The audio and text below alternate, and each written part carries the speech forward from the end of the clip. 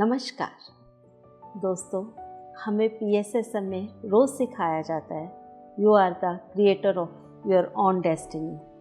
पर कितने लोग इस बात पे पूरा उतरते हैं। पर आज जो हमारे साथ जुड़ने वाली हैं सीमा जी, उन्होंने इसको बिल्कुल सच करके दिखाया है। उन्होंने प्रण किया है कि इसी जीवन में आत्मा की अति उन्नत स्थिति को प्राप्त करके रहेंगी और कर भी रही हैं। आइए जानते हैं कहाँ से उनके अंदर इतना दृढ़ निश्चय आया और कहाँ से उन्होंने अपने ध्यान की शुरुआत की। आइए सब मिलके उनका स्वागत करते हैं। नमस्कार सीमा जी, आपका बहुत बहुत स्वागत है। सर्वप्रथम ब्रह्मर्षि पितामह पत्री जी और महाअवतार बाबा जी को कोटि कोटि नमन करके मुझे आपने यहाँ इस प्लेटफॉर्म पे बुलाया, इसके लिए मैं आप सभी का धन्यवाद करती हूँ। सीमा जी, आपका बचपन कैसा रहा? बचपन एक्चुअली मैं ठाणे नवी मुंबई में रहती हूँ अभी, लेकिन मैं ठाणा डिस्ट्रिक्ट में जो डोंबिवली शहर है तो वहाँ मेरा बचपन गुजरा। शिक्षा भी वहीं मिली और मुझे एक छोटा भाई है और बड़ी बहन है। मैं बचपन से थोड़ी शरारती थी और मुझे लगता है कि मैं सेल्फ कॉन्फिडेंट ज़्यादा थी।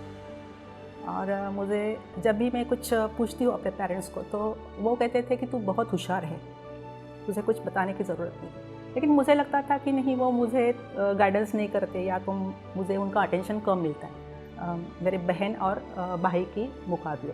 तो ये सल मेरे अंदर थी और मैं ना कल्पना विश्व में बहुत रहती थी बचपन से। और बहुत खेल कूद और सब में अच्छा था और मुझे लेकिन भगवान में विश्वास नहीं था।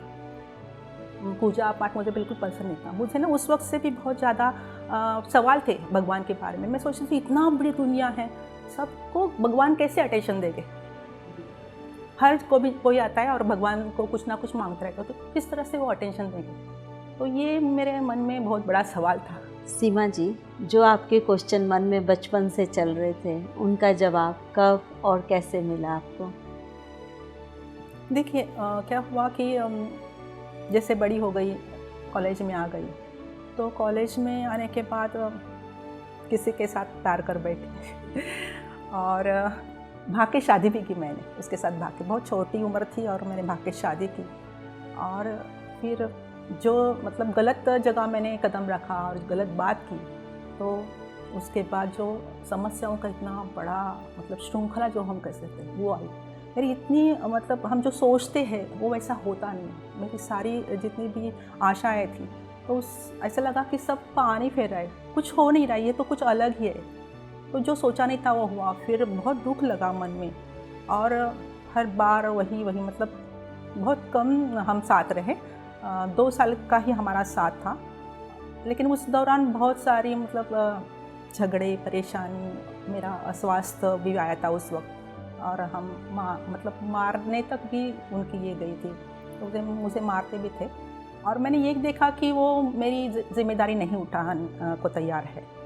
2 साल के बाद मुझे ये सब हो रहा था। 2 साल के बाद मेरा बेटा हो गया और मैंने देखा कि इस तरह से बेटे की भी जिम्मेदारी नहीं ले रहे, तो फिर इस तरह से ज़िंदगी नहीं चलेगी। क्योंकि जिस घर से मैं आई हूँ बहुत अच्छा शांत ये था। मेरे डैडी भी बहुत एक अच्छे इंसान जिन्हें हम कह सकते थे वो थे। मेरा भाई भी एकदम परफेक्ट था।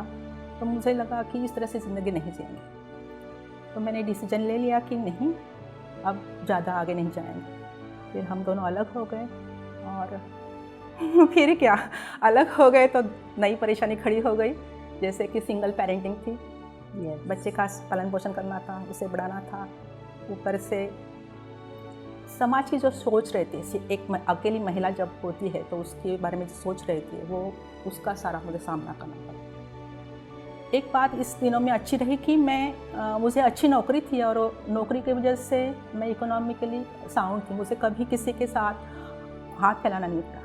उसके लिए मैं हर बार लक्ष्मी देवी का ये धन्यवाद देती हूँ कि आप मेरे साथ हैं। बिल्कुल, इस रूप में भी माँ का साथ में होना जरूरी है, नहीं तो परेशानी इतनी की इतनी हो जाती है। अपनों ने सब साथ छोड़ दिया था, सब मुझे गलत ठहरा रहे थे, लेकिन पता नहीं मुझे अंदर से ऐसा लग रहा था कि मैं राइट हूँ। क्यों अननेसेसरी जो नहीं मुझे भा रहा है उसके साथ मैं क्यों जुड़ के रहूँ। हम अगर किसी के साथ कॉम्प्रोमाइज़ भी करते तो एक लिमिट रहता है कॉम्प्रोमाइज़ करने का, तो वो लिमिट मेरा ख़त्म हो गया था और मैंने ये डिसीजन ले लिया। साथ में जब मैं नौकरी करती थी वहाँ भी मुझे कुछ बहुत सारी परेशानी आई, लेकिन कोई बात नहीं, अब मुझे नहीं लगता कि वो परेशानी थी, वो तो सारी सीख थी। फिर जीवन में ध्यान ने कब एंट्री मारी? ध्यान देखिए क्या होता है कि डायरेक्ट तो ध्यान नहीं आया, एक स्टेप बाय स्टेप मेरी जर्नी रही। मुझे अभी मैं जब देखती हूँ पीछे मुड़ के तो लगता है कि सचमुच इतना अच्छा प्लान बना था मेरी ज़िंदगी का, डिवाइन प्लान बिल्कुल। तो जब ये परेशानी चल रही थी मेरी ज़िंदगी में तो मुझे, मेरी बहन है बड़ी, उसने मुझे बहुत साथ दिया, हर ज़िंदगी के हर लेवल पे मुझे उसने साथ दिया। तो वो अनिरुद्ध बापू की भक्त थी, तो उसने मुझे वहाँ लेके गई। अनिरुद्ध बापू के साथ जुड़ के एक भौतिक जीवन हम कितनी अच्छी तरह से जी सकते हैं वो उन्होंने सिखाया कि आप आपके जीवन का पूरा कल्याण करके जाओ। तो ये हम उनके साथ फिज़िकल लेवल में जो भी भगवान है, भगवान की ये पाठ पठन है, ये सारी अच्छी कैसे हम अच्छा बर्ताव कर सकते हैं, कैसे अच्छी ज़िंदगी जी सकते हैं, ये सब उन्होंने हमें सिखाया। मतलब प्राइमरी आपने वहाँ कंप्लीट बिल्कुल बिल्कुल। और उनके साथ जुड़ के मुझे एक अच्छा गुरु मिला, मुझे लगा कि मुझे बहुत बड़ा सहारा मिला है। और मैं आत्मनिर्भर तो पहले से थी, लेकिन मुझे वो भय था जो क्या होगा कैसे, वो बिल्कुल दूर हो गया। तो एक मन को सामर्थ्य मिला, ये बात हुई और बहुत अच्छे चल रहा था। मतलब फिर भी कुछ कमी थी, पता नहीं कि क्या होने वाला है, वो तो भय था ही मेरे मन में। लेकिन बापूजी के साथ, मतलब अनिरुद्ध बापू के साथ जुड़ के जब मैंने लगा कि नहीं अब मैं नहीं कर पा रही हूँ, मैंने अपने आप को सरेंडर कर दिया कि बापू अब आप देखिए ये जो परेशानी है मेरी नहीं मतलब जितना चाहिए उतना नहीं ख़त्म हो रही है। तो मैंने उनको जब सरेंडर किया तो पता नहीं बापू ने मुझे एक अच्छा जीवन साथी भी दे दिया। अभी सब कुछ बहुत अच्छा चल रहा है। तो ये बात हुई और फिर अच्छी तरह से ज़िंदगी जी रही थी। मैं न्यूज़पेपर में जब काम करती थी तो वहाँ भी मुझे बहुत अच्छे लोग मिले जिन्होंने मेरा जीने का मतलब मार्गदर्शन हम जो कह सकते हैं, अच्छी गाइडलाइन उन्होंने मुझे दी थी।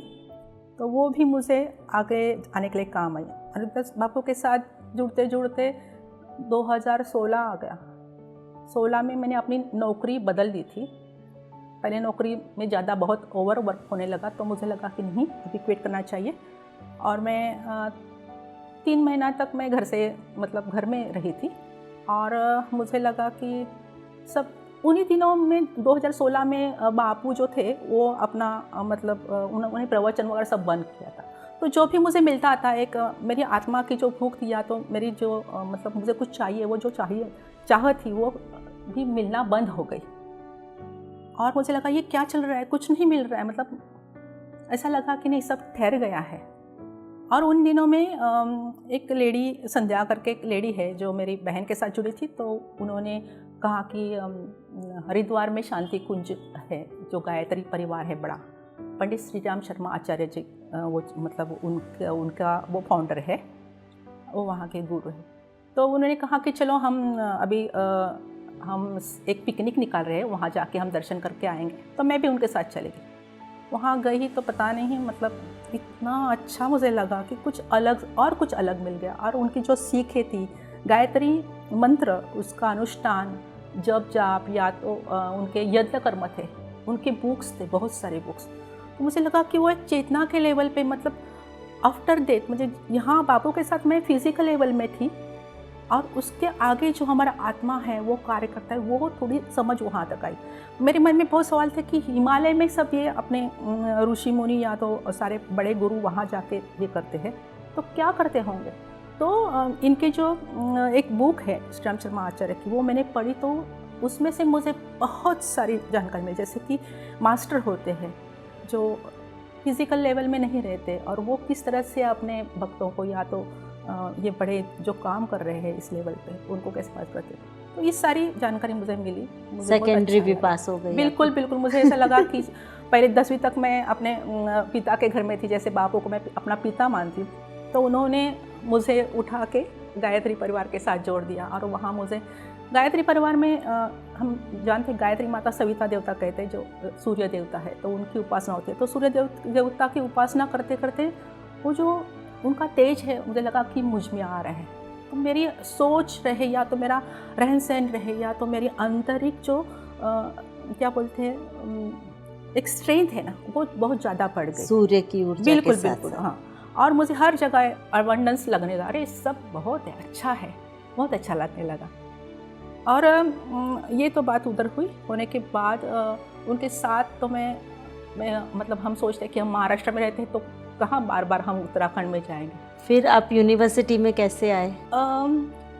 देखिए, वो मनस्वी मतलब सिडको का जो प्रोजेक्ट था, तो प्रोजेक्ट जो मैं कर रही थी, तो वहाँ वो प्रोजेक्ट में महिला एम्पावरमेंट का, मतलब लेडीज़ एम्पावरमेंट का प्रोजेक्ट था। तो वहाँ मैंने जैसे कि मेंटल, फिजिकल, इकोनॉमिक लेवल पे और स्पिरिचुअल लेवल पे भी हम काम करते थे।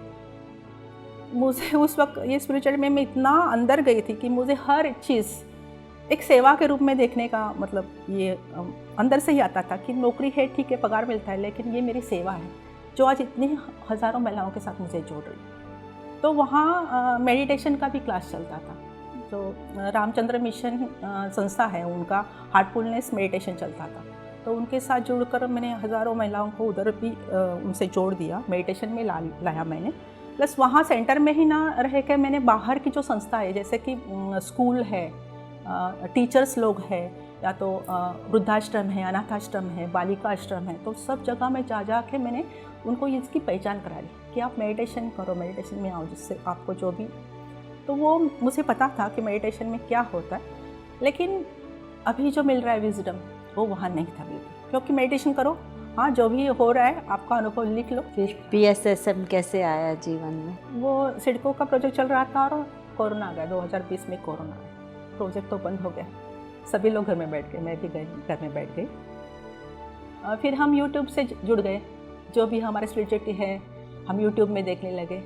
उस दौरान बापू का तो देखती ही थी, फिर नॉर्थ के सदगुरु हैं उनका देखने लगी, शिव बाबा का देखने लगी, अपनी ब्रह्म कुमारी, तो सभी ओशो जी है उनका भी देखती थी। और ऐसे देखते देखते एक दिन शायद 2021 का मार्च रहेगा, तो मार्च में मुझे यूट्यूब में आत्मा की यात्रा का एक वीडियो मिला।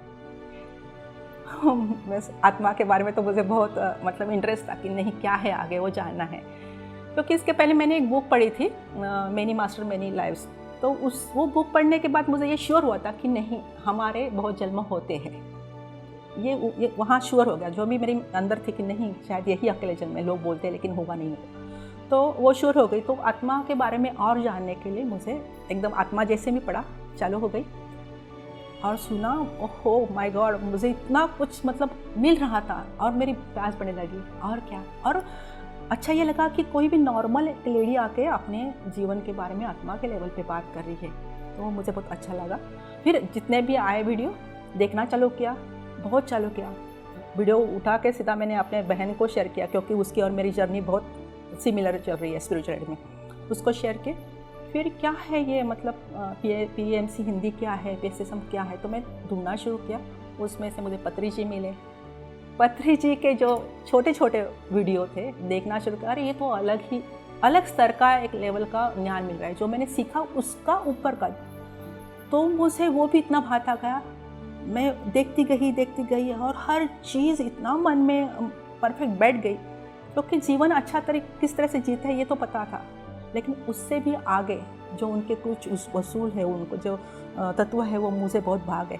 और फिर उनका फ्लूएट म्यूज़िक मिला, मेडिटेशन म्यूज़िक, तो उसके साथ मैं रात को करने लगी ध्यान, क्योंकि मॉर्निंग को किसी और के साथ मैं ध्यान करती थी, तो उनके साथ ध्यान करने लगी। फिर दीप्ति माँ का मुझे वीडियो उस वक्त का मिला, उसके साथ ध्यान करने लगी। और फिर उसके बाद शायद 2 महीने होंगे, उसके बाद बुद्ध बनो एक वो कार्यशाला आई और मैं जुड़ी। आपने इतने सारे पहले मोडेलिटीज़ किया, पर ये PSSM सबसे अलग कैसे लगा आपको?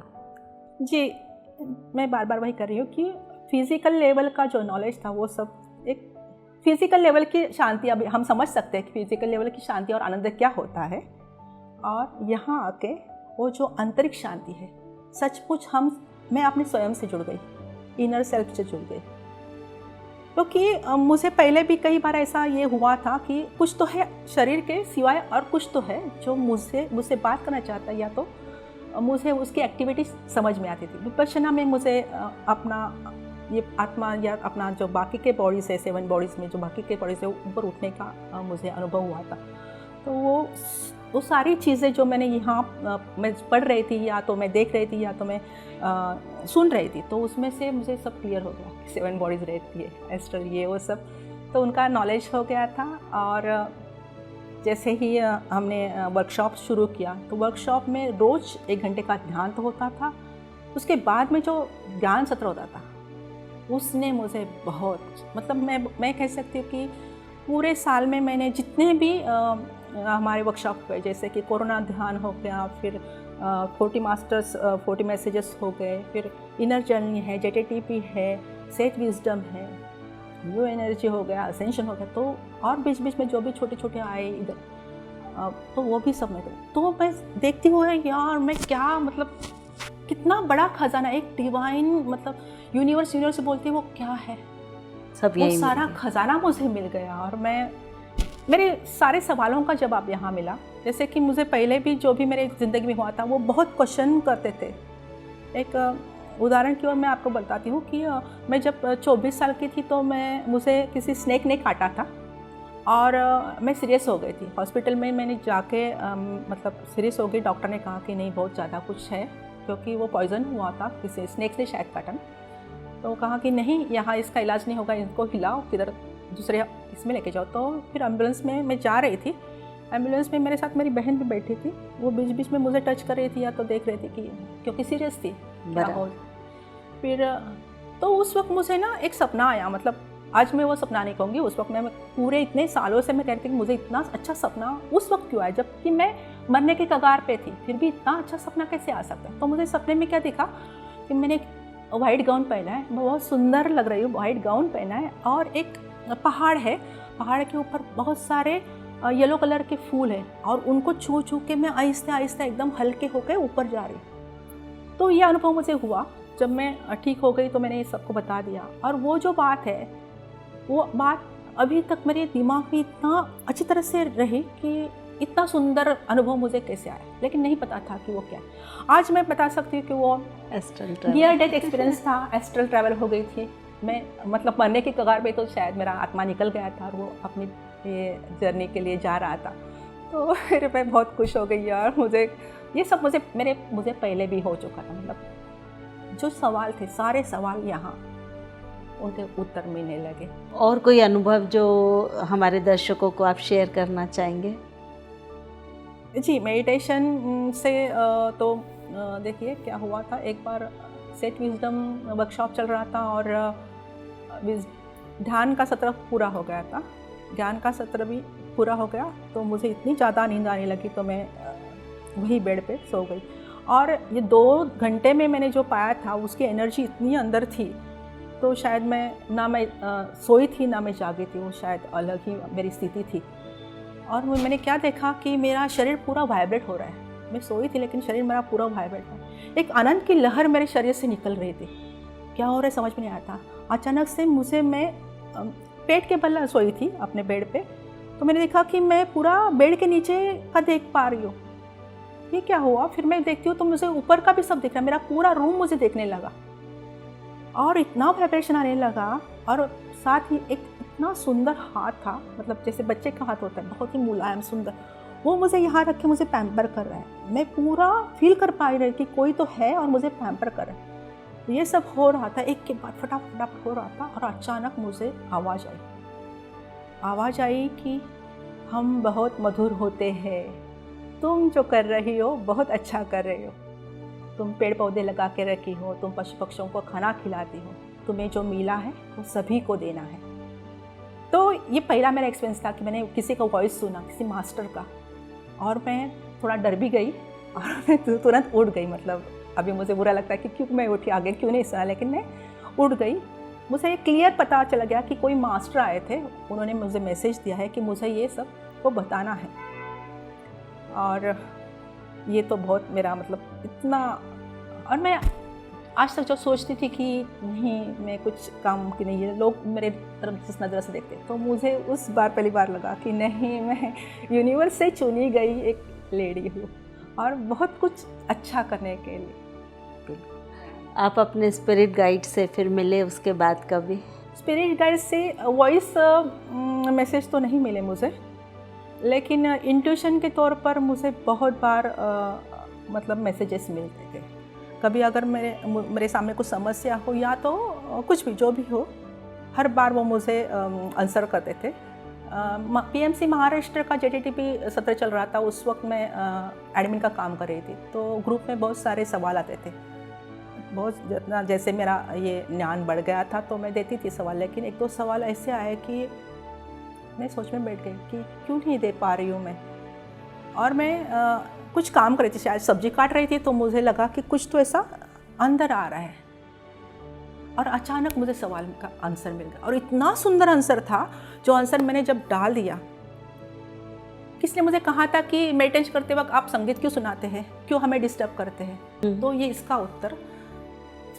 तो मैंने कहा था कि क्या दूँ, मतलब है, लेकिन मैंने कहा कि ये सारा जो हमारी यूनिवर्स है वो संगीत से भरा है, नाद है, नादमय है, नादमय। वही उन्होंने वर्ड्स यूज़ किया कि ये नादमय है, तो संगीत भरा है, तो उसके साथ अगर हम जुड़ते हैं तो हम डायरेक्टली हमारी यूनिवर्स से जुड़ जाएंगे।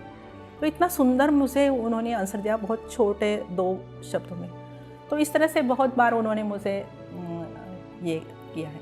और एक बात बोलती हूँ कि जैसे कि मैंने कहा कि मैं न्यूज़पेपर में काम करी, तो वहाँ मैंने मास कम्युनिकेशन एंड जर्नलिज्म में मेरी डिग्री है।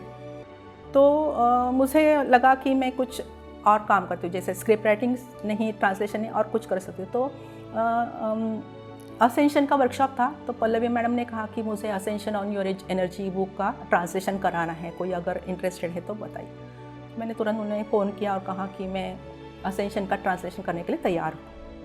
और जब मैं असेंशन का काम करती थी, मतलब रात को मैं काम करती थी, बहुत शांति थी उस वक्त, कोई आने वाला नहीं था, कुछ नहीं, अपना अपना सबका।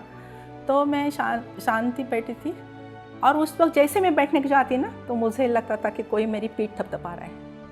और सिर्फ उसी वक्त नहीं, जब भी मैं किसी के साथ बात करती हूँ मेडिटेशन के बारे में या तो PSSM के बारे में बात करती हूँ, तो तुरंत आके एंजल है या तो मास्टर्स है, मुझे शाबाशी देते हैं कि यस तुम अच्छा काम कर रही हो, तुम सही काम कर रही हो।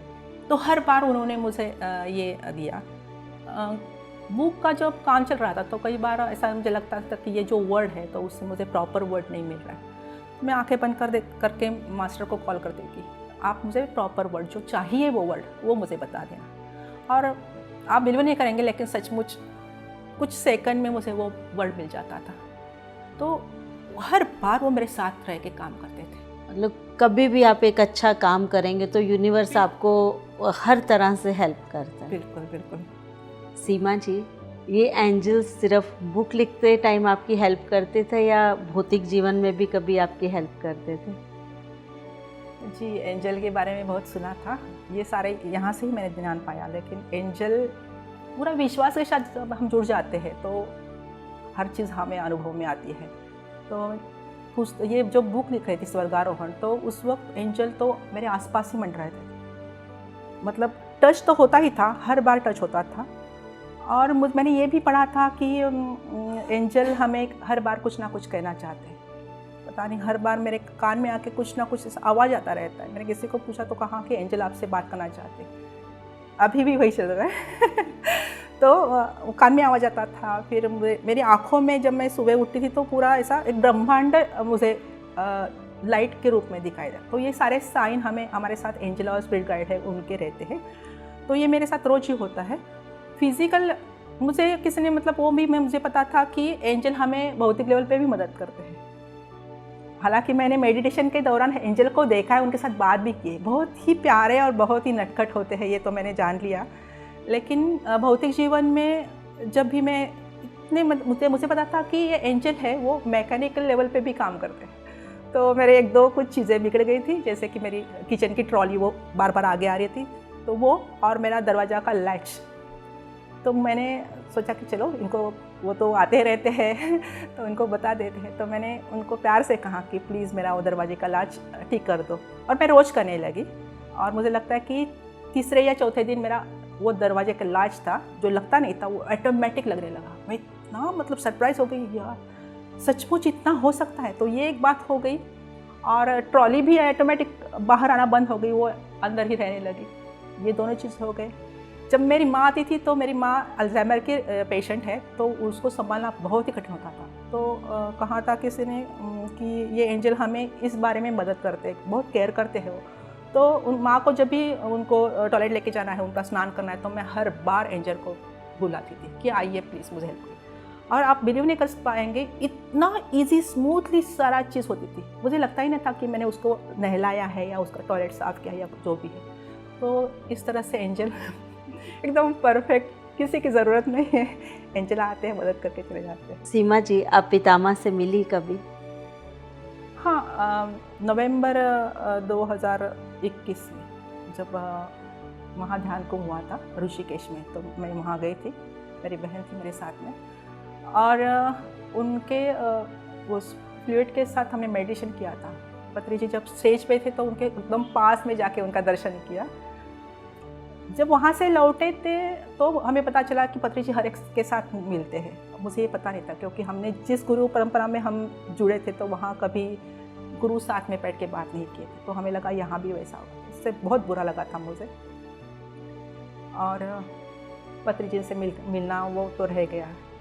लेकिन पत्री जी के अनुभव बहुत अच्छे आए मुझे, मतलब जब मुझे उन्होंने बॉडी वेकेट की और हमें कहा गया कि सब मेडिटेशन में बैठ जाओ, तो दूसरे दिन में मॉर्निंग को मैं मतलब 11 बजे मैं मेडिटेशन में बैठी थी।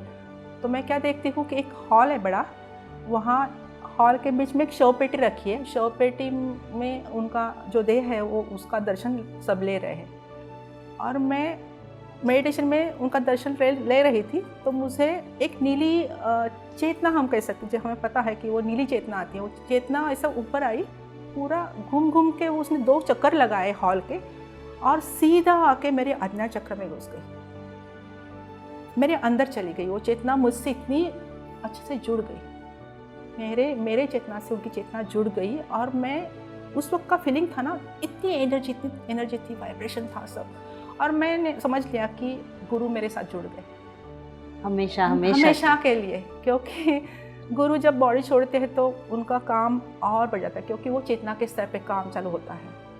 और मुझे ये बात सोच के अच्छी लगी कि मैं अभी जुड़ी हूँ, मैंने उनके साथ डायरेक्ट कोई कांटेक्ट नहीं किया है, फिर भी हर एक नए ध्यानियों के साथ पत्री जी जुड़ गए हैं। ये मुझे उस वक्त पता चला कि नहीं, उनका काम हम जैसे छोटे जस्ट जो जुड़े हैं ध्यानियों के, उनके साथ भी चल रहा है, आगे चलेगा। कितना सुंदर मैसेज आपने दिया है। जिनको ऐसा लग रहा है कि पितामह हमसे मिले बिना चले गए, पर वो बिल्कुल भी मन में नहीं लाए। पितामह हर एक के साथ एक ज्योति के रूप में उनके साथ रह रहे हैं और हर वक्त उनको रास्ता दिखा रहे हैं। इसके साथ ही सीमा जी, आपका बहुत बहुत धन्यवाद। इतना सुंदर आपने सब हमारे दर्शकों को बताया। दर्शकों, इसके साथ ही मैं आपसे आज्ञा लेती हूँ। फिर मिलेंगे एक नए एपिसोड में एक नए मास्टर के साथ। तब तक बने रहिए PMC हिंदी के साथ। नमस्कार। हम हैं PSSM पत्री जी के संग, हम हैं PSSM सांसों के संग।